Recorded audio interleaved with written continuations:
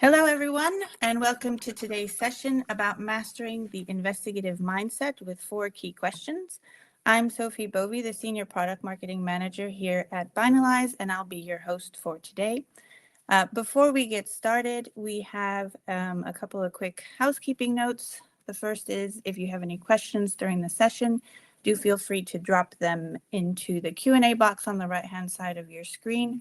We'll address as many as we can live, and we'll also have some time at the end to address any questions. Also, the session is being recorded, and we'll be sharing the replay with you afterwards. And now I'm very excited to be joined by 2 experienced investigators, Lee Sult, Chief Investigator here at Binalyze, and Markus Schober, founder of Blue Cape Security. Both have spent their careers in the thick of incident response, refining their approaches, asking better questions, and driven by a strong passion for sharing their insights and helping security professionals build their investigative skills to get to the heart of what's really going on. With that, I will hand it over to Lee and Markus to introduce themselves and kick things off. Sounds great. Again, my name's Lee. It's great to see everybody. I guess a little bit of background on myself is I've been doing investigations for 15 to 20 years. Part of that has been building teams at notable companies like Palantir, or the company that I founded, Harangi Cybersecurity out of Singapore. And I've also spent a lot of that time training folks at places like Palantir, our U.S. law enforcement partners, several teams in the private sector, and the National Computer Forensics Institute. Very much we believe we are for investigators by investigators. And I think, Markus, go ahead and introduce yourself. I think you're of the same mindset. Yeah, definitely. Thanks for having me. My name is Markus Schober. I have background in IT software, and then about 10 years ago, I switched into cybersecurity. Was working for a startup vendor in the SOR, security orchestration automation space, and then got into consulting, DFIR, digital forensics, incident response for many years, which basically, started my passion for understanding of what's going on, conducting investigations, analyzing things. And having done many of these cases led me to wanting to share better, all the knowledge we've learned, and help people to get better and understand of what they need to know and how to kind of train up on these things, which led eventually into me starting a cybersecurity training company for blue teamers specifically, which is called Blue Cape Security. It's been around for the last 3 years or so. We have a training platform, and also I do a lot of workshops at conferences, basically dedicated my career at this point to sharing and enabling everybody to gain skills and get better investigators at the end of the day. Awesome. Thanks, Markus. Yeah. And thanks for having me, Lee. It's always a pleasure working with you on webinars and things along those lines. Of course. And for today's topic, I think we're going to spend some time on the difference between speed in a SOC or speed of investigation, or the time between alert and containment, that sort of thing, and the speed versus the actual depth or quality of an investigation. I think this is something that could use some clarification, or maybe some standardization across the industry. And I think Markus and I share this perspective, but we also have some different experiences, and it's a good opportunity for a conversation. And I'll take the time now. If you guys have any questions, let's make this as interactive as possible. So feel free to drop those in the chat, and we're happy to answer them as we go through. If not, we'll make sure to answer any unanswered questions at the end. The way that I like to frame this is there are 4 questions any SOC analyst or investigator should answer, and they're going to be wrapped around, we call these the Core 4, and they're going to be wrapped around some terms that we've heard many times before. And generally speaking, when you're in the fast phase of an investigation, we could call that the firefighting phase. You're gonna answer a couple questions first, and then as the investigation matures into something more deep, you'll have a couple more questions towards the end. The first thing that we normally see in a case, it's a true positive. We know the attacker's there. The first question, that very high level, important, business relevant question, the executives care, the victims care, is the attacker still in my environment? And that's something, maybe we can validate that with some EDR alerts. Maybe we can collect some forensic artifacts, see what's running in memory, so on and so forth. The second question is going to be, which systems are affected. So we know the attacker, maybe we've had a chance to kick him out of the network. We know what some of their indicators of compromise are. Maybe it's still a dynamic situation, and we're trying to understand the scope of impact. How many systems are affected? And, there'll be deeper questions into that, trying to determine if any critical systems are affected, or maybe some sensitive data. Next, naturally, is everybody wants to know how the attacker got in. And once you can answer that question, you can actually kick them out and hopefully keep them out. However, figuring out root cause analysis, or that initial point of compromise, that takes a lot of time. And this is normally where you see that transition from a rapid response into something a little bit more in depth. And then the last question we get that normally comes after containment is, maybe did they steal any data, or more importantly, which data was stolen if it was stolen? And I think this is where we start to see some similarities to the NIST framework around this.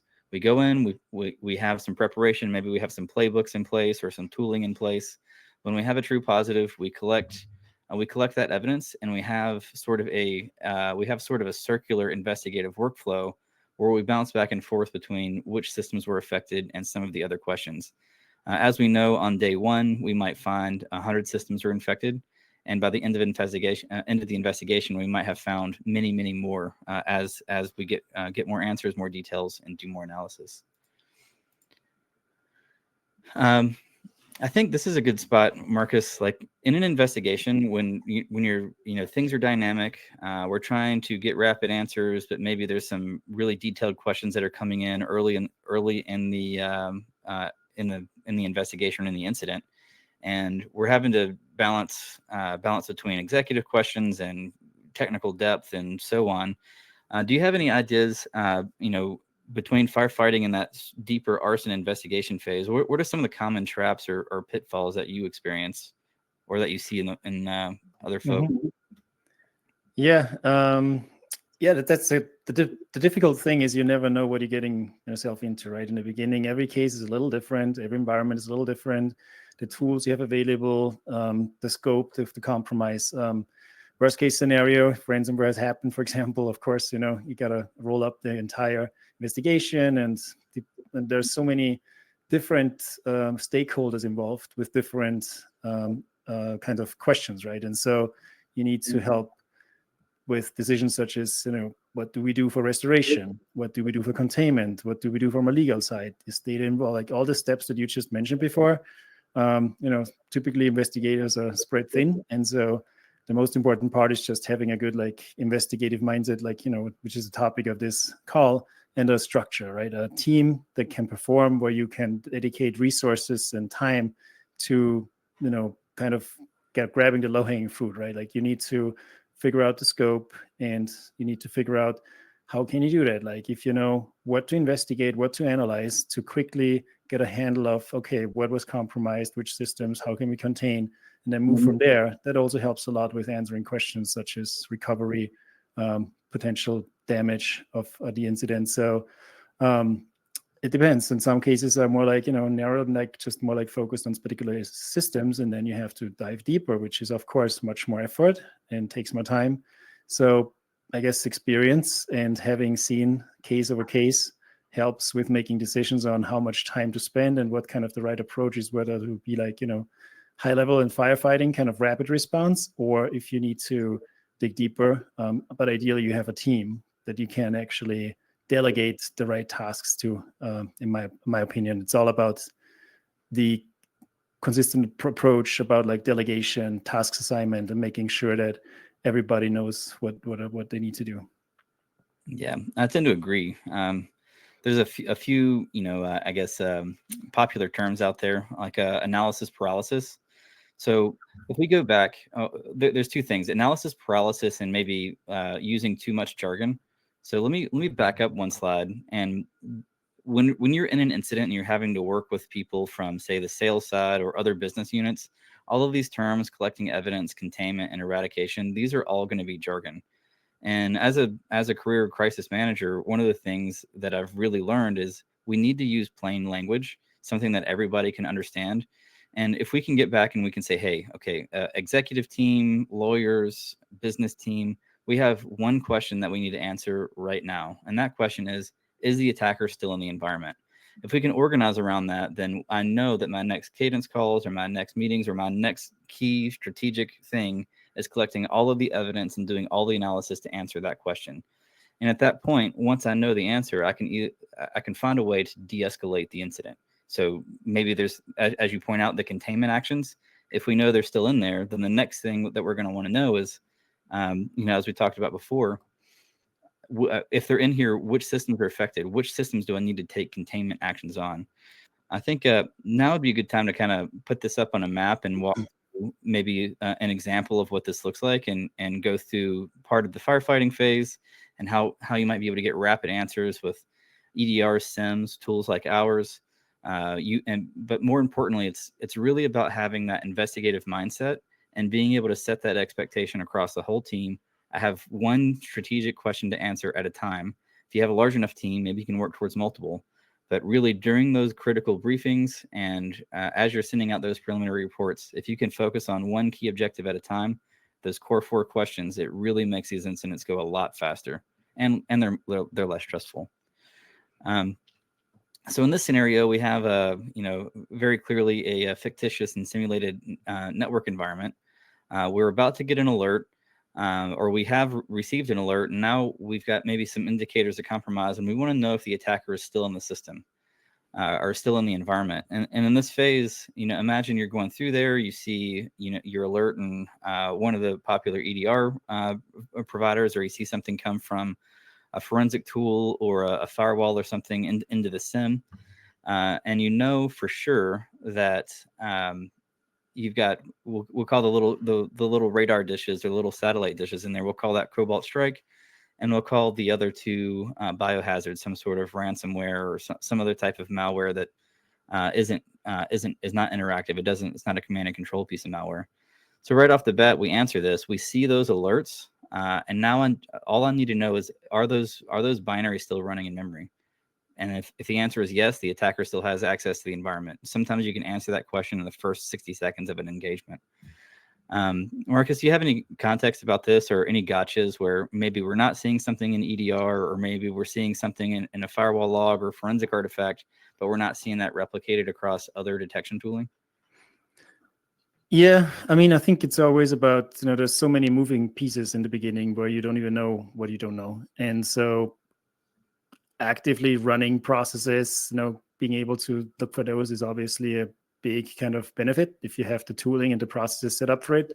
But also, when it comes to persistence, there's a lot of ways, right? From technical persistence mechanisms on systems all the way to creating user accounts, backdoors that might help an attacker get back in again. So there's a lot of ways of how to validate persistence and backdoors and making sure you contain effectively. And also that actually starts with in the very beginning of, like, you just found out that there might be a compromise. How do you contain, right? Do you want to be careful about it and have like an effective containment strategy to kick out the attacker all at once? Are you confident about the containment strategy, or do you continue to observe? When do you contain? That might go back to your experience as well, Lee. But there's always the discussion around this, around that issue, right? Yeah, I think that's that second question of which systems are affected. Early on in my career, I would do rapid containment. I would see, we would have a true positive. The attacker has interactive access to the environment somewhere, and I would see it and I would stop it right there. Now, having done this for years and years, I want to see everywhere that I possibly can within reason. Like, I'll spend half a day maybe understanding where, the full scope of the compromise, or if I see one command and control piece of malware, I want to know everywhere that it's installed, and I want to do that exhaustively. And then same thing with, maybe there's a second piece of malware out there, second, third stage. Maybe the attacker also has VPN access because they stole some credentials somewhere. I want to enumerate those things. And that's where the investigations start to go from very rapid response, where I can click a button and contain things, to like, there's a balance between rapid and thorough. And I think that starts to happen when you develop that containment strategy. And I'm very much now like, it has to be very clear, very thorough containment strategy. And only after that point do I really start focusing on answering doing the breadcrumb analysis, working backwards, and figuring out what that initial point of compromise was. Yeah, in my experience, there were cases where you started playing whack-a-mole with the attacker. They literally were creating accounts and backdoors, and we're moving laterally and like deploying tools as we were kind of trying to prevent that, which is not a fun thing to be into. In the worst case scenario, they just trigger ransomware right at this point if you don't have any controls in place at this point anymore. But also, on the other hand, how long you want to wait. This is obviously risky. So like you're saying, a thorough containment strategy is like the most important part. First of all, before that's tricky because in the beginning you don't have an understanding of the scope even most of the time. Yeah, and I think this is synonymous with the firefighting example, right? If we break an investigation or an incident response engagement into two phases, the firefighting phase and then the incident response phase, and by the way, like there's this interesting thing in our industry where we call this digital forensics and incident response. But in practicality, when we encounter an incident, it's incident response first and then digital forensics second. And it's the same thing in an arson investigation or a fire situation where you have to thoroughly put the fire out. And then once that fire is out, then you can figure out, how that fire might have started. You can go back through and see, which rooms or which part of the facilities were fully affected. And then it's only really after that point that the reconstruction can start. Yep, the DFR term is definitely something that is an interesting term. People absolutely need to understand it's two very different disciplines that just happen to work together in this case. But yeah, different goals even. Yeah, totally agree. And it's I've heard it equated to like a square and a rectangle, where a square is not a rectangle, but maybe a rectangle or whatever it is, right? Like one is not the other. In our situation, and during a digital forensics engagement, we might be reviewing somebody's email for for fraud or something along those lines, and you're generally not going to have activated an incident as a result of that. However, in many, but not all, incident response cases, there may be a digital forensics component where you have to thoroughly go through a database and extract every single impacted record, or you may need to go through and try to work through anti-forensics techniques or extract artifacts out of unallocated space, things along those lines. But you're right, they're different disciplines. They're oftentimes different team members. And they're different skill sets. And there's an important, like, as a team or as a SOC, when do you transition from that incident response? When do you pull in that L3? At what point does the forensics start and stop? And I think this is something that we could do a better job of standardizing across the industry. I do want to point out some of what that transition to the arson investigation phase might look like. So in this case, we'll assume that everything here has been contained. We've evicted the attacker. Many times in my own engagements, like I'll show up at this stage where we're an escalation point and we support our customers and so on. But the incident will be contained when I get there, and then we're working on how do we explain this to the press? What is the PR piece? When does legal get involved? And the first thing that happens is like, let's take forensic images of things. And it's a very clear transition of, I need to get answers as fast as possible. So let's collect very clear volatile artifacts. And then it goes into, hey, it's going to take 2 days to do this disk image. And the answers are like, you can do it that fast. And so the whole definition and the whole feel of the engagement changes.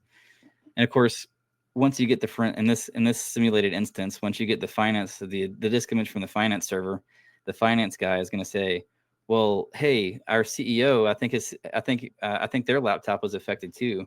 And the CEO is going to say, well, I think this got into the mail server, so why don't we go ahead and look at the IT guy? I swear it happens exactly this way. Is we end up chasing different departments to collect disk images and prepare for the forensics and things along these lines. And incident response phase, it's go fast and break things, put the fire out.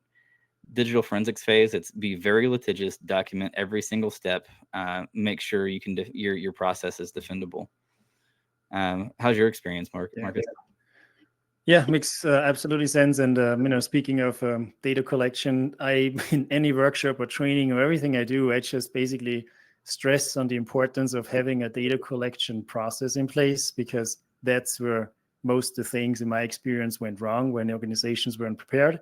And when you ask them to collect data from X, Y, and Z servers or systems, and then they don't know how. They don't know how quickly they can do it. They have no idea. They're not prepared, and that typically determines like the success of of an investigation or response even, because if you have to wait for the data for days or even have never gonna get the data you can use, then that slows down the investigation process a lot. Or if you mess up the collection, you don't have anything to investigate in the first place. So of course there's tooling these days and some remote forensic options and stuff, but if that's not in place, in my experience, the worst case scenario was always not being prepared for a data collection. So when we ask for certain images, data collection, triage collections, whatever, if you first need to like a training on how to do that, I guess then we are kind of in a bad situation during this high stress incident response engagement. So yeah,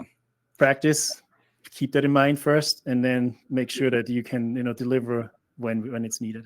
Yeah, totally. And back in the early days, we called it pizza forensics. We did a lot of these payment card forensic investigations for fast food chains and pizza restaurants. There was one pizza restaurant in particular where, looking back at it, it was almost comical how we would interact with the attacker, because we were playing whack-a-mole at all of these different locations, and we would clear one site, they would pop back up again later. And part of the reason is we were dealing with USB 1.0 and a lot of these point of sale systems, so it would take forever to collect evidence. They were operating off a dial-up in many times, so it wasn't really possible to do remote collections. And I was having to ship USB drives out to these folks and explain to a pizza delivery driver what a USB drive was, what a USB plug was on the back of this thing. And it was 50-50 if they would unplug the power accidentally while I'm trying to get them to plug this in. And, I'm trying to get them to type a specific command, and it was a nightmare. And, then compared to now, and now we can pull full disk images across the network sometimes, unless they're super big. Being able to, click a button and collect forensic artifacts or see processes running in memory, it's really a game changer. And it's almost so simple that it blurs the line between rapid response and deeper forensics. Yeah, but you still need to know what you need to know, right? It's like if you are experienced, you know which artifacts you want to pull. You want to create data collections based on the evidence that is supporting the case that you need for the analysis. And if you don't know what those are, then that will slow down a lot too. So it's always about the experience and making the right decisions to find the trade-offs between time and effort. Yeah, agree. And I think we've put some thought into this, and we use the classic provocative question: what's the difference between an analyst and an investigator? Maybe it's something, maybe it's nothing, but I like the thought provocation here. This is our current thought. So please give us the harsh questions. And this is to the audience. Give us the harsh questions. Point out places where this doesn't make sense or whatever. But generally speaking, you'll have the detection piece, which is generally fairly fast, and you'll have half of the investigation. Maybe that's generally fairly fast. But if you can start with a good investigative question and a hypothesis, those core four, this whole cycle just fires faster. Thoughts, Marcus? I guess it makes sense. Yeah, I never thought about this in that kind of particular way. But like you were saying before, right? If you're analyzing, you can get stuck in rabbit holes. And if you don't have a goal, if you're just chasing leads over leads and you don't know if it's a false positive or not, and you're just spending hours and days chasing things that you're not even sure about, that's just not very effective. And if you have clear-cut questions on the questions you want to answer, and then also ideally how to get there quickly, then obviously that's a much more effective approach. Yeah. One thing that I think we take advantage of and take for granted now is I'll give you an example.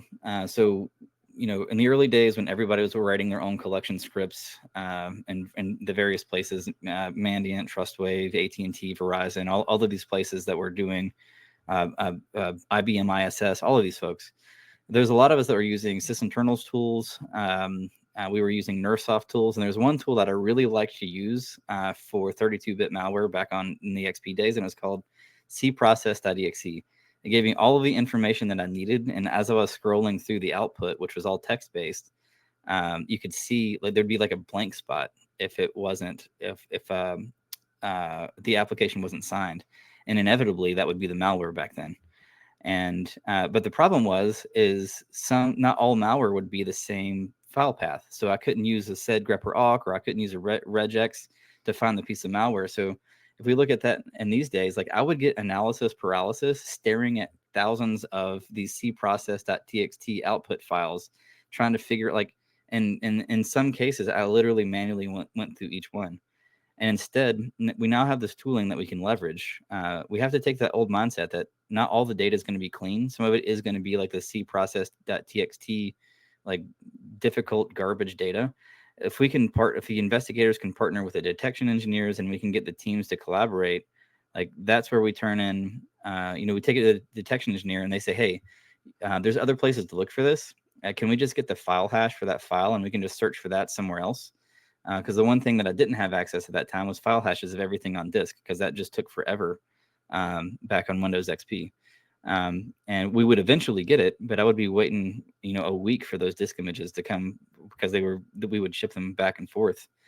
I think now to bring this back, it's like, let's develop that, let's see if we can get the industry to adopt, a very simple investigative methodology that executives can buy into, that we can explain easily to victims, and that the people that need to make decisions can make those decisions. Like if I go tell the CEO, yes, the attacker is still in the environment, he's going to give me carte blanche, or he or she is going to give me carte blanche to go, take whatever containment action I need to take.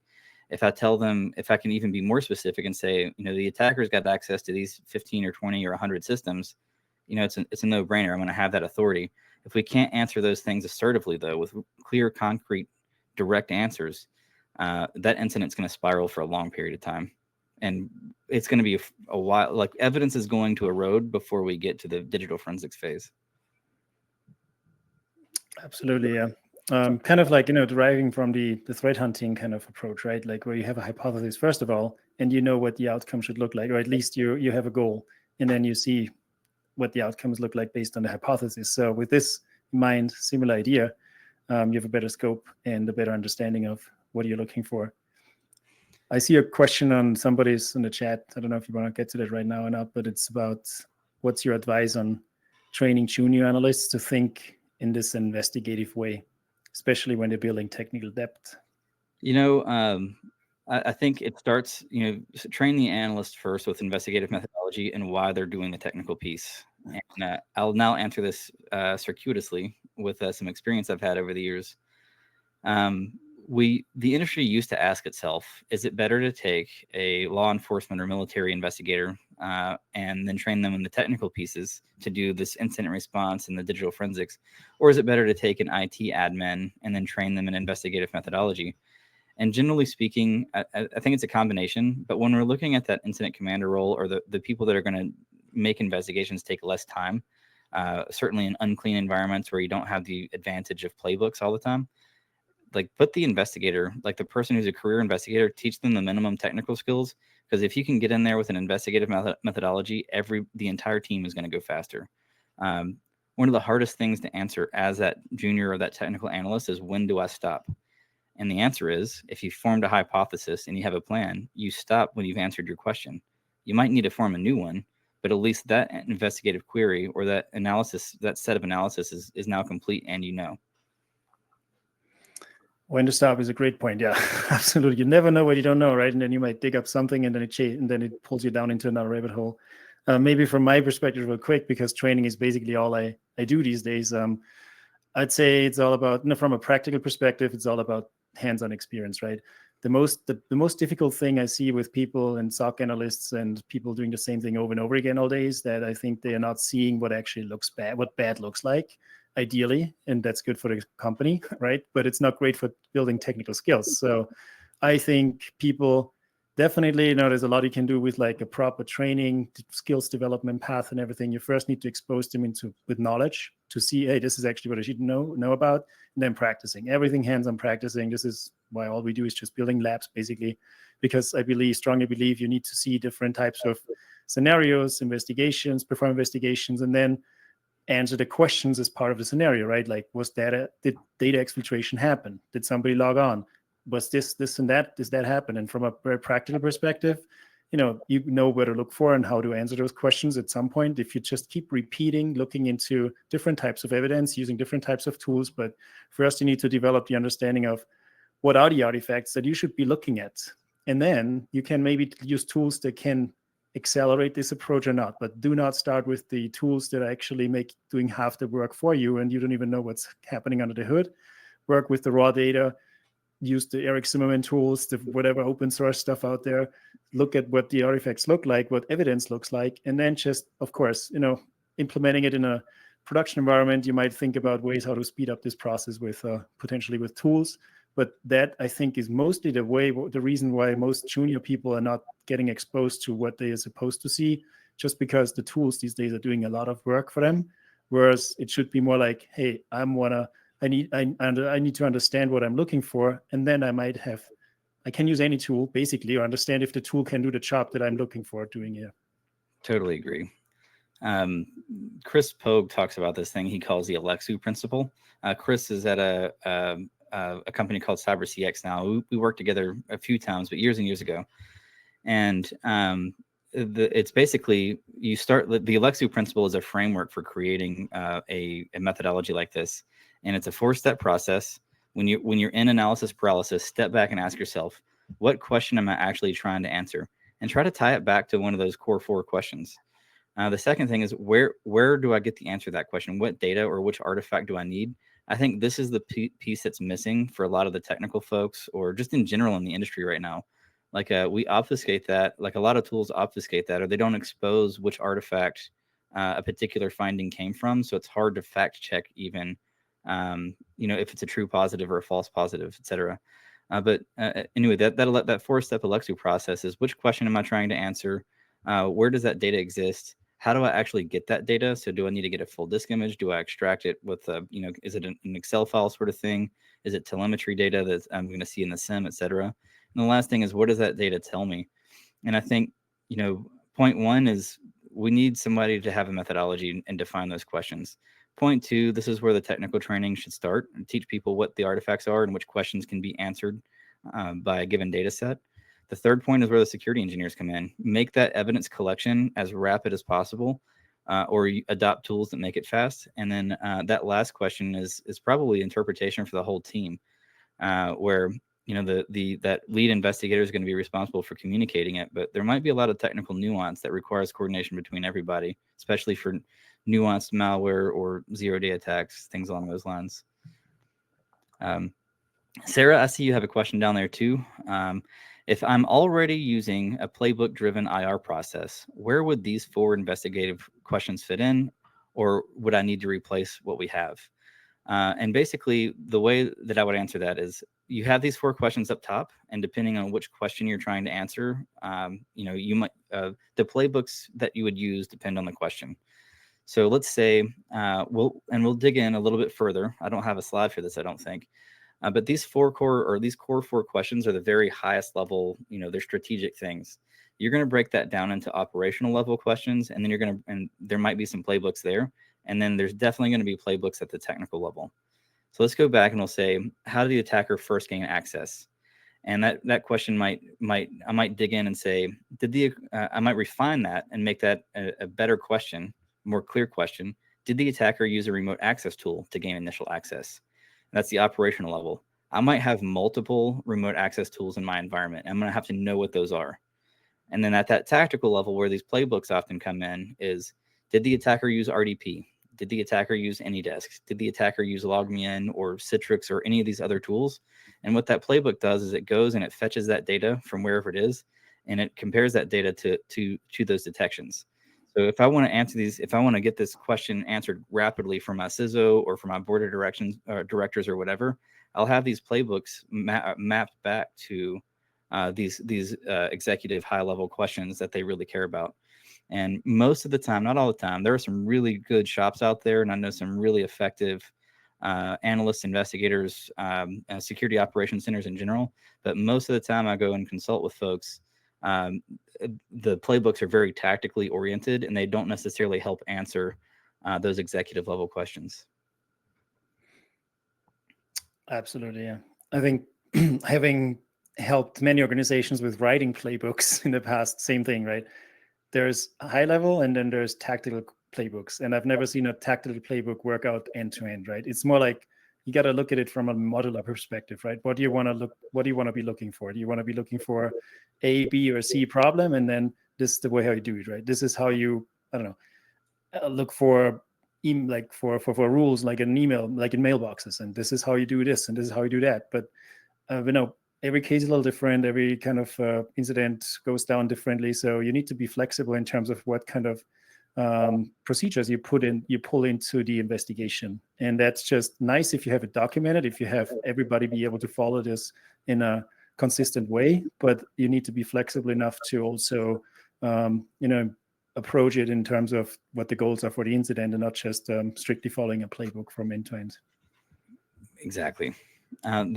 Just like AI, a human needs to be in the loop there, and sometimes you need to make a decision that diverges slightly from the documented playbook. We got a few more questions here. You want to take a crack at this one, Markus?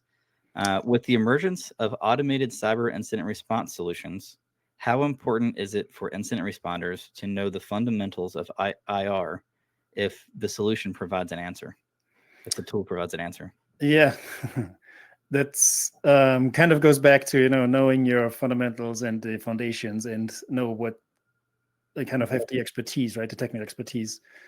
I would just say as much as there are some some high level alerts sometimes, that abstracted alerts that would tell you one thing, and when you look closer, it might not even have happened. Like I've seen, for example, Defender alerts that alert on ransomware because an IP connected to a mail server, and it was just a SYN package. It was nothing really that happened there, but a big alert, ransomware, something, because the IP had a bad reputation. Now, as a junior analyst, you might freak out, right? But as somebody who can think critically and knows the technical foundations behind these kind of things, you can start digging deeper and understanding what actually really happened. And then you can make a decision on whether this is actually bad or not. And so many times with these tools, actually, I would say, of course, they can help a lot, but also abstracted events are not helpful. I mean, there's no consistent way of describing those, right? So that's why every vendor has their own kind of way of a black box of how the detections are being done and how they're being described. And you're basically up to whatever they tell you, and then unless you start digging deeper and you get more familiar, you gain more familiarity with the tool set and how it kind of reacts. It's kind of like driving a car, right? You need to kind of get a feel for what it's like and what it does well and what it doesn't do well, because a lot of things back there are like just black box, and that's not always helpful. I would say you need to know we need to have the technical foundations first, the investigative mindset and the forensic skills, and then see what the tool does, and kind of get to approach it from that perspective instead of the tool telling you what to do. Yeah, agreed. Next question we've got two more questions. Hopefully we get somebody give us a really hard question that we have to think on. That would be really great. Have you seen success in automating parts of the investigative mindset? And I think the industry's been doing this for a long time, proceduralizing or automating. I think that's where playbooks come from.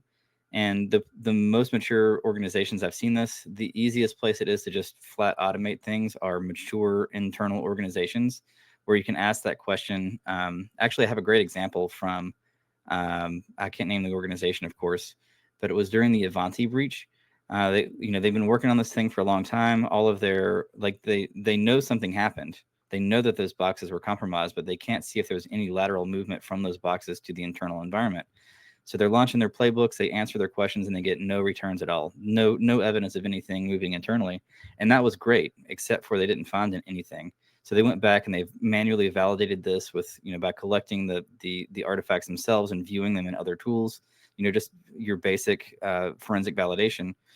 And then I asked the question like, hey, can you guys see local administrator logins or local user logins across your environment? And they said yes. And then I said, show it to me. And they said, okay. And they pulled it up in their SIM and nothing, zero. They assumed that it happened, but what it was just logging the domain credentials or the domain logins on those local boxes. It wasn't logging local users. And as soon as they did that and they, upgraded their detection, then the evidence started to come in and we went from zero to hero really, really quickly.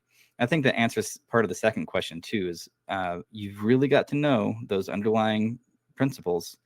If you rely on your automations too much, and you might make some assumptions that you have a full picture, and when in reality you might not. Markus, do you have any thoughts? Yeah, having worked for a security orchestration and automation startup company 10 years ago, which basically coined the term, as a consultant implementing processes there, I've seen a lot of things where, especially nowadays, things have changed, right? There's a lot of other strong platforms out there that have integrated security orchestration, automation kind of features, but it is most of the time, obviously you should automate wherever you have repetition, right? Where you can like make something go faster, smoother, easier, of course, always. But it always comes with a particular, most of the time, it actually comes with a toll, right? And that means somebody has to maintain that. And that was always the big problem. Like I was a consultant, I would go into a company, I would actually build a bunch of automation, integrate tools with each other, playbooks and everything. And then I was gone. And if they needed any change, they needed to hire somebody again to update a particular process in a playbook or something. So if you have a developer kind of, if you have like resources that can help you with that, or dedicated resources, even obviously a great way to, go all the way as far as you can go with it. But it comes with the trade-off as always. Like it's like, do you want to hire somebody to do that for you and then be stuck with it? Which can help, but sometimes you need to think about the long-term, the maintenance, which was for me always the biggest kind of issue. Just trying to keep up with small changes, something breaks, something gets updated, a tool gets replaced, something else comes out that you didn't anticipate beforehand. It's just my experience to be the hardest part about it. Agreed. And I think one thing is automations, AI, and all of these things. We're having this conversation here today because we support our fellow blue teamers, analysts, investigators, etc. Like there's going to be a human in the loop for these things. Maybe we need to figure out where in the loop that is, or the industry as a whole might need to figure out where exactly in the loop that is. But somebody has to make active decisions, active human decisions, and we have to interpret these things because there's a lot of context that is just going to be very difficult to impossible to build into an AI platform. And that's some of the drawbacks of these automations is if you automate too much or you automate past a point where a human should be in that loop, mistakes are going to be made. And Brett, I think that brings us to your question is, do playbooks hurt an investigative mindset? I think there's two questions here. And the first one, I think, it depends. It's like anything else that can be helpful or dangerous. It's like medicine, right? Like if you take a proper dose of a playbook, it's probably going to be helpful, and it might help with an investigative mindset. It might take some of that cognitive load off of saying, hey, I just need to figure out which remote access tools are in my environment. I could spend a day manually going through logs, figuring that out, or I could fire off a playbook that searches for all of them, and then I could just interpret the results of that. I have to trust my tooling, of course, but I think playbooks can be helpful in that scenario. If we don't include the human in the loop and we say we go, a couple steps beyond that with the automation, I think there is a potential that they could get dangerous. We could take too many doses of automation or too many doses of playbooks at one time without having that expert in the process to review what we're looking at. Markus, you have a different perspective? No, exactly that. But, do playbooks hurt an investigative mindset? I think playbooks, if they're just solving a tactical problem, they're great because they are kind of making sure that you have a consistent approach about going about something. Like you're saying, if you want to find rats in your environment, remote access tools, then great, might be a tool, and everybody should be doing the same consistent approach about this. But the investigator, the lead, needs to understand, what should we be focusing on? Should we now look for containment? Persistence mechanisms? Should we now look for what are the options, right? And then there might be a playbook to tell you like how to go about it, like schedule tasks, run keys, whatever persistence mechanisms are out there. And then there might be another playbook or a particular kind of procedure that tells you how to acquire disk images from a particular network segment. That's a playbook. That's not the solution to the incident. That's just somebody delegating certain tasks and somebody executing those tasks based on a standardized operating procedure that ideally has been tested before, right? This is the way how I look at playbooks, like a module, like a library of kind of procedures that you pull out as needed, as the lead kind of making decisions on how to approach the investigation. Yeah, and unless you're firing those playbooks every day, it's going to be the Pareto principle also. Like the playbook's not going to be 100% applicable all the time. You're going to get really close, and you're going to have some human in the loop to make that 20% modification or interpret the results a little differently. You never know when a log format is going to change or a new network segment is going to come online or offline. Things that are very difficult to proactively think through. Mm-hmm. Second part of your question there, Brett, is what tips to use a playbook, but still have an investigative mindset. Yeah, I think it goes back to what Markus said is, keep those playbooks tactical. You can get into some of that operational level, asking questions across the organization. I think, Markus, what are your thoughts here? Yeah, I think I was kind of jumping ahead a little earlier and trying to answer that question too with, the playbook to use. So yes, tactical kind of procedures is what you kind of, can write out in a playbook like nicely, and then you just apply them as needed, but it shouldn't determine an entire end-to-end investigation, because that's always a little different, and somebody with expertise needs to make decisions on what to do, when, where, and how. I think when that incident commander or the breach coach or the CISO or the executive comes in and asks that question, is the attacker still in my environment? Then the SOC manager, the investigator, the analyst just needs to know, like they need to have that context of which playbooks to execute. I think that's how we tie all of this back together. Yeah. I also like the next question on what's an example of something teams consistently underestimate or get wrong. I have a cheeky answer as a consultant. I'll say they think the data's in Splunk, and it's not a dig on Splunk at all. And not to say that a lot of the relevant data is not in Splunk, but generally speaking, if I'm getting called in, the situation's already bad. And whatever artifact, just like I was saying a few minutes ago, it's like, are you logging logins from local users? And the answer was yes. And then we go back and look, and it just wasn't there. And I think that's the thing that gets underestimated. No dig on any technology, no dig on any analyst or investigator. That just hasn't been factored in yet because it hasn't been experienced by that organization, or there was a small oversight or something along those lines. And I think it took them like 10 minutes to fix that. Like maybe there's a typo in some forwarding script or something along those lines. But it was a very, very quick fix for a multinational organization. Yeah, I 100% actually would agree with that part, which goes back to visibility. I think everybody's so much focused on detecting things, on, hey, I've learned a new forensic trick. I have a new tool for this. I have a new thing for that. If you don't have visibility, you don't even gonna get to see anything in the first place. And I also with my workshop, same thing. We kick it off with talking about visibility from an endpoint perspective, from a network perspective, from the SIM perspective. There's so many areas where you can collect telemetry and logs. And you first of all need to understand the visibility that you have before you even can be confident on what your abilities are to detect malicious activity. And many times, again, people are jumping into learning techniques and tricks about things, but most of the time, the biggest problem was always that they don't even have the visibility, first of all, to be able to detect certain things. And ramping up on that end is actually even more useful than anything that comes after. Agreed. Sophie, I think that's the end of our questions. You want to go ahead and close this out? Yes. I was just going to ask if you had any final thoughts, both of you, before we do close it out. Thank you for the great discussion, but I did want to hand it that there was nothing else you wanted to add before we close. I think, just to reiterate the point one last time, it really is about the analyst, the investigator, the human. I know that we can automate a lot of things, and I know that AI is going to get injected into a lot of our processes, but there's got to be a human in the loop, and that's what we're here for, is to support our fellow analysts, investigators, and blue teamers. And I think this is a good way to start doing that, or to show that we have been doing that.